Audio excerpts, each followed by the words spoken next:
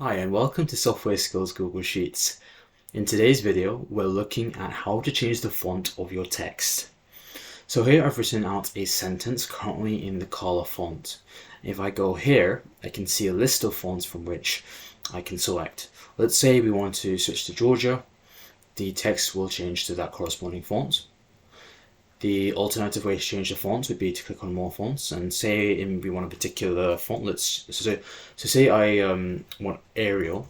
I just search up Arial and it shows me here 3 different Arial fonts. And if I just want to see what's available, I can keep this blank, and essentially there'll be a big list of fonts that I can choose from.